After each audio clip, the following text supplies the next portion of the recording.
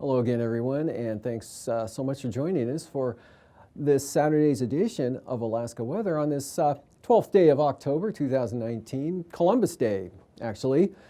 And I'm Dave Percy, meteorologist with the National Weather Service, and I'll be hosting today's show. Up first, hazardous weather graphics. No watches, no warnings, and no advisories are out for any of the public zones here in the mainland areas of the state through tomorrow. But there are some probably some gale warnings showing up in the western Aleutians, marine-wise, but otherwise pretty good day coming up maybe for the next couple of days here across much of interior Alaska. And satellite imagery showing moisture streaming eastward here along the Russian, or coming out of the Russian Far East, where there's a big clump of moisture in that area, and that's pulling off in some westerly winds there, and also along a frontal boundary that produced light snow throughout the day here across along the Arctic coast and into the North Slope. Nothing heavy, maybe a ½ inch on the central coast here around Barrow, and eastward winds increased here on the eastern Beaufort Sea coast, 30 to 35 miles an hour in gusts. And by the time you get over to Kaktovik and Barter Island, winds are gusting out of the west of 45 miles an hour with the light snow there. And then you can see cloudiness here coming down across the east side and in Canada, and some snow showers mixed in with that. And those pulling off to the east, upper trough swinging through, so snow showers were gradually diminishing, and there wasn't that much anyway. Precipitation amounts were pretty light with that, very light snow or flurries occurring. A little bit more precipitation here over the southeast coast with this system right here tracking in, and but compared to yesterday, it was pretty light, or definitely lighter than what you saw yesterday, especially wind-wise. Gustavus and Dehne picked up about 1/3 of an inch precipitation today, ending at 3 p.m., and 12-hour period ending at 3 p.m., while Sitka had about 4/10 of an inch. That was about the heaviest amount reported there that I saw. And this will continue to move off to the east-southeast, and showers will be ending. Skies clearing from north-northwest to south-southeast eventually. And then the band up here, that's going to tonight drop southeastward. That'll probably spread some snow into the upper Yukon Valley areas, and then keep snow showers chances up through tomorrow over the eastern interior areas as the high pressure continues to control and build in over the interior. Skies will be clearing like they were today. A really nice Kodiak Island, Bristol Bay, and even up into the southwest interior. Real weak system here brought some light rain to the Pribilof Islands. Only 5/100 of an inch fell at St. Paul and St. George, 1/100th on Alaska.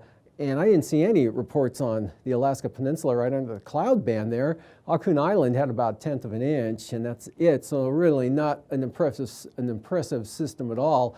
And then out here to the west, let me back that up. You can see the outer cloud shield there with a warm front of an ex-typhoon that's coming northeastward, but that's still off the chart there, and it'll stay off the chart through tonight.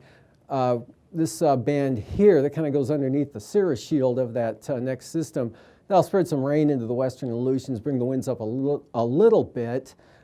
Today, still back to the west there, pretty dry over the Aleutians, even some clearing there, south-central Bering Sea and the central Aleutians. And then the area of light rain in areas here associated with that 1,001 millibar low. Clearing skies along and even off the coast of Nuvak Island. Saw some sunshine today, and decreasing clouds, diminishing showers, hardly anything left this afternoon from about Delta Junction northeastward to just north of Eagle. Looked like some light snow shower activity. And over the Wrangell Mountains, and then the front, they're producing the snow over the eastern Arctic, or along the Arctic coast with the stronger winds on the eastern Arctic coast. Otherwise, high pressure light winds here, center developing over the Yukon Delta. and the surface looks like a pretty weak system here over the panhandle. It looks a lot better aloft, and that's going to be kicking out. As you can see, the low center's gone now, and just a shadow of a trough left here, and that's going to take the showers with it. But lingering, Stewart and Hyder tonight, and even throughout much of the day tomorrow, just a risk. You may not see anything at all tomorrow, but skies definitely clearing out here over the central and northern panhandle, and eventually even over Prince of Wales Island. Southern Alaska looking really good, mostly clear tonight with light winds, including Kodiak Island.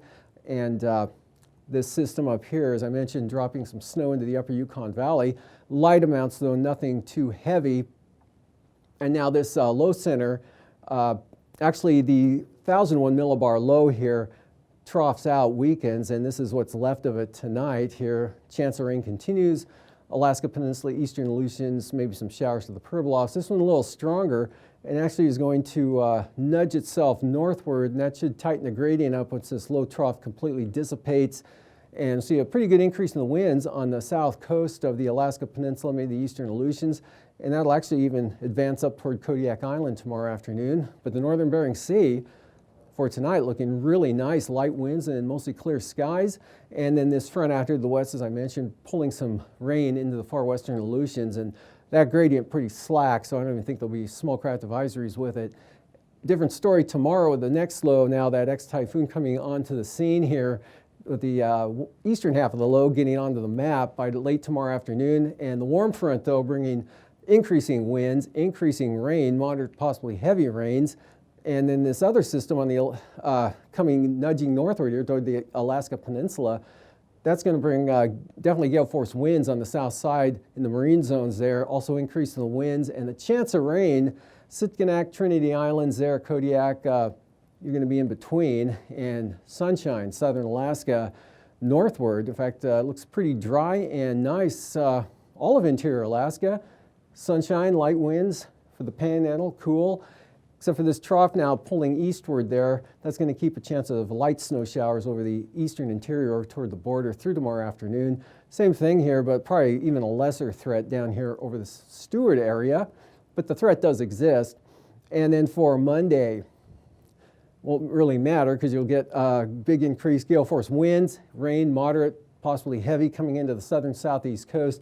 So whatever's left of that drought really about ready to get sent to the trash heap of history there, with this next system bringing a good shot of rain in. And winds gradually increasing here over mainland Alaska, but skies will remain really mostly clear, even all the way up to the Arctic coast and beyond. And starting to see an increase here over the Gulf of Alaska. It looks like rain finally takes over Kodiak Island, light rain, and maybe along the Aleutian Range on the east side there. Bristol Bay stays nice. Increasing rain showers developing along the southwest coast here, as well as the winds increasing, and then that center drops to 957 millibars as it tracks in to the central Bering Sea Monday afternoon. So we're looking at hurricane force winds, storm force winds, and of course gales across the Aleutians, with a pretty good increase in the winds even over the northern Bering Sea. And from there, we'll go into the forecast low temperatures for tonight in the mid-40s for the most part here along the Aleutians. Tad warmer by a couple of degrees to the Alaska Peninsula, lower 40s to the Pribilofs, lower 30s St. Lawrence Island, as well as Nunivak Island here along the coast, lower to mid-20s over the western interior, a little milder up there to the north with more cloudiness, lower 30s, and 15 to 20, lower 20s over the central interior. Teens, Copper River Basin, teens, Susitna Valley. Otherwise, mid-20s here for the Kenai Peninsula, and 30 to 40 for the Panhandle, and lower to mid-teens there for the area from Eagle on down toward Northway and Tok. Arctic coast, milder, of course, due to the open water, so mid to upper 20s up that way, and not much warmer on the highs than your lows there. Lower 30s, central and east side, otherwise upper 20s, but above freezing again on the western Arctic coast, with temperatures 15 to 20 for the highs in the Brooks Range, Anatuvik and Arctic Village, near 30 for Fort Yukon, mid-20s to lower 30s, Tanana Valley, cooler as you head east, and upper 20s there for the Copper River Basin, probably some lower 30s showing up. Mid-40s though for the North Gulf Coast, near 50 for Kodiak Island, 40 to 50 for the Panhandle, and mostly in the 30s, Kenai Peninsula, upper 30s in the Susitna Valley, and near 50, lower 50s there for the Alaska Peninsula and the eastern Aleutians, as well as Adak, Atka, and Shemya. And then the lows the following morning, coldest in the east, mildest in the west here, of course, with a big storm coming into the Bering Sea. So mid-40s for Kodiak, again with the clouds and that precipitation coming in, but still cloud-free here into south central Alaska. So anywhere from mid-teens in the Susitna Valley to 5 to 10 in the Copper River Basin, and then upper 20s to upper 30s for the southeast coast. Single numbers, a couple more of them anyway. You've got 10 at Eagle, 8 at Bettles, Anatuvik, and 3 over at Arctic Village for the lows, getting down close to 0, but milder, upper 20s for the western Arctic coast, and the southwest coast here, lower 30s for your lows, mid 30s St. Lawrence Island, 40s for the Aleutians, Bering Sea, and the Pribilofs. And then the Monday afternoon highs, 20s here in the east, and Arctic coast really not too bad, back up into the upper 30s in some areas on the west side, lower 30s on the east side, Barrow right at the frost point for your high, and upper 40s to near 50 again, Bristol Bay and the Alaska Peninsula, south central Alaska, upper 30s to near 40 for Anchorage, lower 40s Kenai Peninsula, and mid 20s for the Copper River Basin, southeast coast. Your highs looking mostly in the lower to mid 40s, and near 40 all the way up to St. Lawrence Island. And now, aviation weather around Alaska. First line weather graphic for Sunday morning. Good VFR here from Nunivak Island along the coast eastward all the way across most of the Copper River Basin. We got some marginal VFR here due to an upper level trough, northerly flow, northwesterly flow, keeping the moisture in here along and north of the Alaska Range, across the 40-mile country all the way up. And we got patch IFR there from the Brooks Range covering most of the north slope. Marginal through the Bering Strait, marginal out in the Bering Sea. IFR, some more moisture here coming in to Adak by morning. And for the afternoon, that actually pulls back to, looks like Kiska Island, Shimmy and Attu. Otherwise, Bering Sea, marginal, Aleutians marginal, Alaska Peninsula, Western Alaska Peninsula marginal. Stays VFR here, Kodiak Island, and no change along the southwest coast. Half of St. Lawrence Island's in the VFR zone, most of the Seward Peninsula, most of the central interior, still due to an upper level trough here, upper level disturbances coming down, keeping the marginal VFR in the east side there over to the Canadian border. Marginal VFR not quite as extensive on the, or conditions improve here with marginal along the Arctic coast and the southeast coast. Marginal VFR with some lingering VFR with lingering marginal VFR there over towards Stewart and Hyder. And that due to that upper level trough down here that's sliding off to the southeast. And for the Monday morning outlook, good VFR, nothing but VFR here for the Panhandle, Gulf of Alaska, North Gulf Coast. Actually, most of mainland Alaska, except here in the eastern 40-mile country from the eastern Alaska Range there, maybe up to Eagle, possibly. Western Arctic coast, central coast, a little marginal. No change, stays VFR here from St. Lawrence Island, Nunivak Island, down across Bristol Bay, the Alaska Peninsula, and then marginal for the Bering Sea and the Aleutians. Real narrow band here of IFR, really not too significant. And for the afternoon, that actually with the front advances here, becomes a little more widespread. Looks like a band with the front of IFR will move across the Fox Islands, Hanga, and definitely Unalaska Island, the Alaska Peninsula, back across the Pribilof St. Matthew Island, becoming VFR behind that thing, and good VFR over all of mainland Alaska. Kodiak, though, marginal VFR overtaking the island and also spreading into the south coast of the Panhandle. Passes, Anatuvik, marginal VFR. Tomorrow becomes VFR, probably before noon. Forecast good also for Adigan. Lake Clark and Merrill, VFR. And rainy, high pressure VFR conditions for all of the Alaska Range, including windy and Isabel and Mentasta with, Tanita VFR. Portage, same forecast, VFR, good VFR for Chilkoot and White also. And taking a look at the freezing levels, we've got 2,000 to 4,000 feet here from the, central Bering Sea more or less. So we've got 4,000 down by the Alaska Peninsula. Anyway, eastward here into the Panhandle across the Gulf of Alaska at the surface tomorrow morning, hugging the North Gulf Coast and the outer coastline here all the way up to the western Arctic coast. And then a little bit milder, but not much, about 6,000 to 8,000 feet over the western Aleutians. Icing got with the next pretty good storm coming in, considerable moderate rime icing, at least in a band here, but above about 8,000 feet. And then the other storm here south of the Alaska Peninsula in Kodiak, most of the heavier stuff looks like it'll stay south and south of Kodiak and southeast of the Alaska Peninsula, with just some lighter stuff making landfall there. And for the jet stream, there's the upper level low associated with that system. And otherwise, we've got good westerly flow coming in, actually a strong jet there coming across the Northwest Pacific, 160 knots, but then it splits right through here, one branch up and around the ridge here over the west coast, and then the other one dropping down around this trough. Here's the upper level low that's today coming across the Gulf. It'll be slowly edging eastward, keeping the shower thread in over the southeast coast, or the southeast part of the Panhandle. 9,000 feet, high pressure over the interior, light winds for the Panhandle, light winds for the eastern Bering, but 30 knots, St. Lawrence Island, and 50 knot winds there with that storm coming into the west, and 40 to 50 with this one southeast of the Alaska Peninsula. 3,000 feet, pretty good wind field with this, at least as strong with this one as the one out to the west there. 35 to 40 knot winds, high pressure over the interior, and the Panhandle, so turbulence shaping up like this. Occasional moderate chop, southern Kodiak Island, south side of the Alaska Peninsula, and from Adak on out to Shimei and Attu. After the break, I'll be back with the marine forecasts.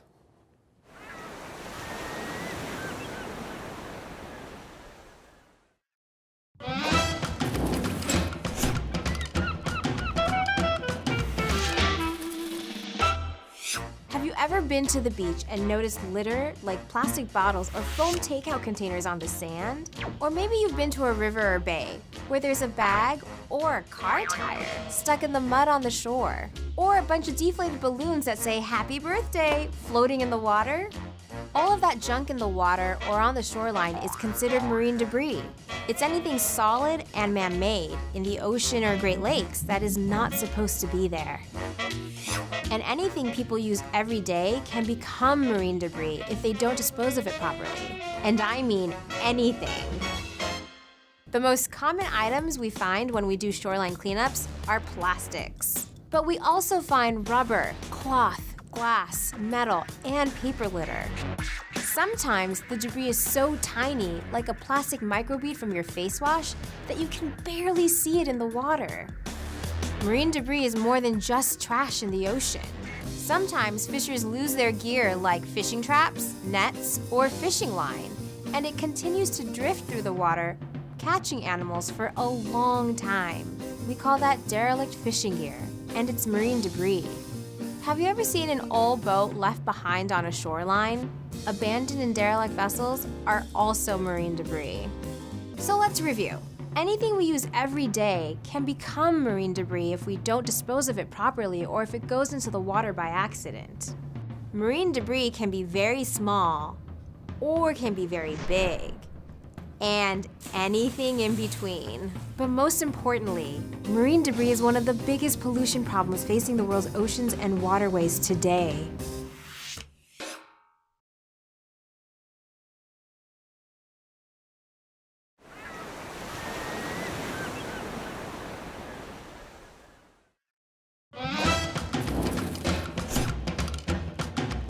How does marine debris impact the ocean, animals, and me? Would you want to swim in a beach littered with trash? Of course not. And the animals who live in the ocean don't either. The difference is, they don't have a choice.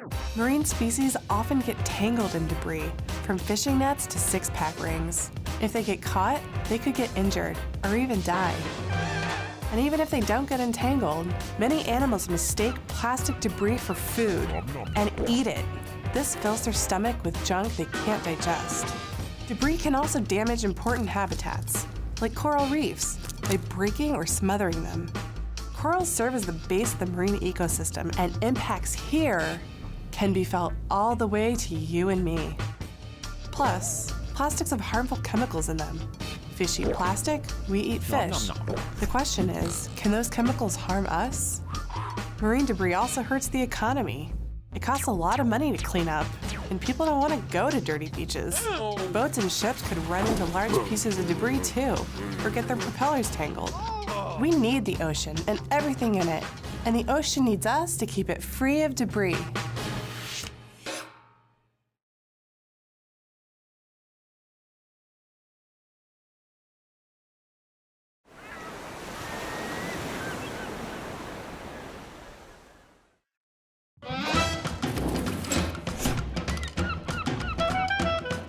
can we do about marine debris?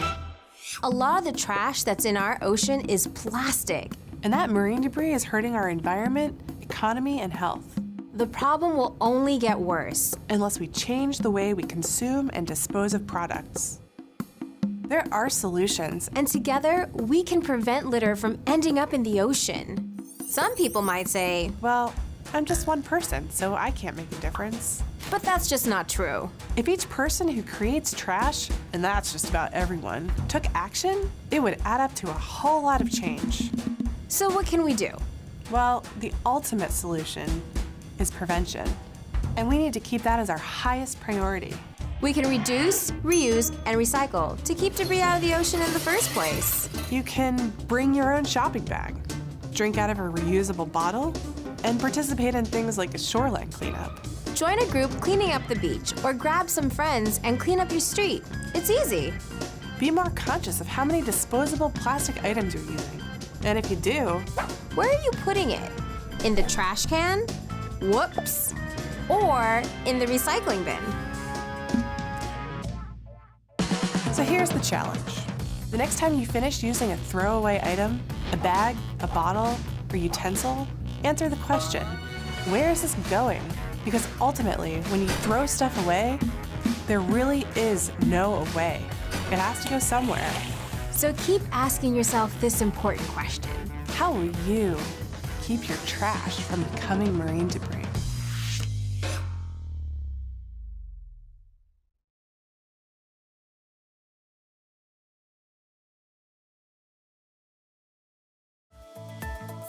And now, marine weather around Alaska. Welcome back to today's sea ice analysis. Still gradually growing here along the ice edge, but of course it's way off to the north here. And no ice showing up yet to any great extent along the Arctic coast, especially on the east side there. So going on to the coastal water forecast for tomorrow, light wind day for the southeast coast here, both inside and outside waters. Southeast 10 here along the coast, seas 7 to 8 feet. East 15 on the north coast, north 15 Lynn Canal, otherwise east-northeast 10 knots for the central and inside waters. And then for Monday, big increase in winds with that front, especially driving into the south coast here. Full gale, southeast 45 knots, seas building to 20 feet, east increasing to 40 knots in the afternoon on the north coast, 35 knots in the extreme north coast. And for Clarence Strait, southeast 30 knots, small craft advisories there, 20 knots out of the north for Stevens Passage. And now gale force northerly gusts for Lynn Canal with a sustained speed of 20 knots. Prince William Sound, light northeast drift tomorrow, seas 2 feet, east 15, eastern north Gulf Coast, east 20. On the west side, small craft advisories here for the Barren Islands, Kamishak Bay, southern Cook Inlet, 15 knot northeast winds for northern Cook Inlet. And then moving on to Monday, we've got northeast 15 north of the Forelands here. Otherwise, southern Cook Inlet into Kamishak Bay, small craft advisories northeast at 25 knots.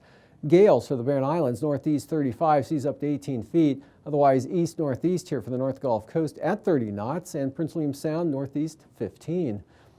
Kodiak Island, tomorrow, east winds 40 knots on the east side of the island, northeast 35 through Shelikof Strait, and even stronger here, Sitkinak all the way to Cape Sarachev. Northeast winds coming up to 45 knots, seas 18 feet, northeast 25 in the Bering Sea side of the Alaska Peninsula, right up across Bristol Bay. And then for Monday, east 30 now for Bristol Bay and southeast 35 on the Bering Sea side of the peninsula. Cape Sarachev all over to Castle Cape. Winds will be east at 30 knots, and then Castle Cape all the way up the east side of Kodiak and Fognak Islands. We're looking at northeasterlies at 40 knots. Minimum gales for Shelikof Strait. Fox Islands, kind of a variable wind pattern there with a northerly component at 15 to 25 knots. With seas running 5 to 10 feet, west-southwest 20 knots for the central Aleutians, and then increasing winds here, gradually becoming gale force. Looks like Kiska on out towards Shimian at 2, 35 knots, 12-foot seas. And then the big storm rages in the Bering Sea as it tracks northeastward. South side here really clobbering the Aleutians. As you can see, hurricane force winds at 65 knots with 60 to 65 knot winds. The entire eastern chain to the north side of Adak and Atka storms. South side and southwest 50 to 55 knots, rolling on into Unmac Island, while Unalaska Island's looking at south to southeast at 40 to 45 knots.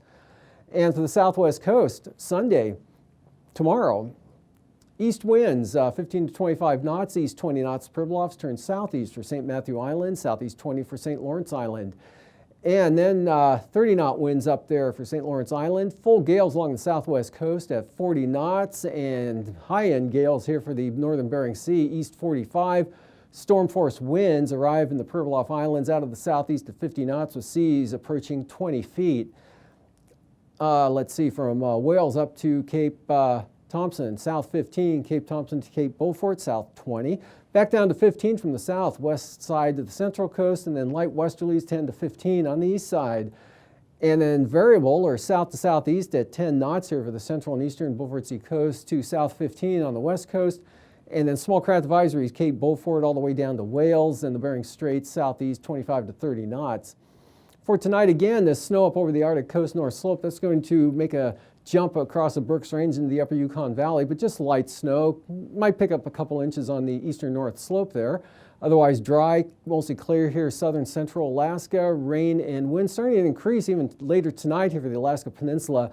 This are remnants of the other system with light precipitation, weak front coming into the western Aleutians, and hardly anything left of that trough here over the southern southeast coast.